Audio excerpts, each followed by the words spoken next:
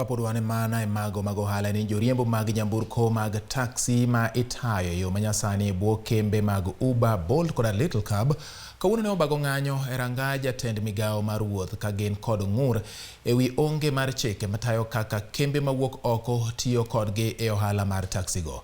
Derepego wacho ni gisetimo maginyalo e ndiko chikego magiwuotho e Kenya mangima, to kata kamano jatend migao mar wuoth James Masharia pod otamore goyo kogno e chikego.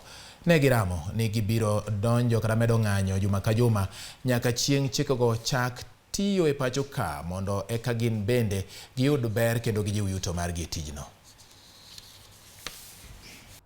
Koro waziri gimodong' go en mana mondo oketie seyo, oket gini e gazetment. Samoseket e gazetment to bedo chik. Goma wadaro chik en nikech Uber nigi pages 16 mag chike, terms and condition. To achiel kuom gi wacho ni ka dibed gi chandruok moro amora gi Uber to nyaka idhi Netherlands. En derepa di manyalo nyiewo otiko mar ndege madhi Netherlands nikech in kod wach kod Uber.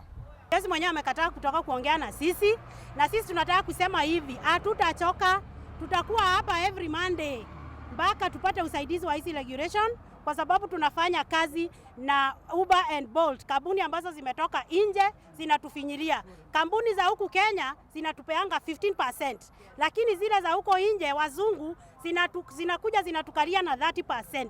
Tunataka kuambia wa President Uhuru Kenyatta ajue sisi kama madereva online hata hatutaenda kupiga kura kama hatujapata hizi regulations, kwa sababu hatuwezi kufanya kazi na kampuni za nje na tunashindwa kulisha familia zetu hata kulipa malon. We are going to do, sisi hatutashoka.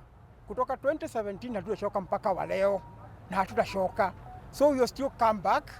Na kama hivyo ndivyo kunaenda, hawa wote walikuwa wamekuja ni leaders peke yake. Hatukuwa tunataka madereva waache kazi wakuje. We only called leaders to come. What we are going to do is that the next time we come here, we will come thousands and thousands. Na hiyo ndio watatuambia where are our regulations.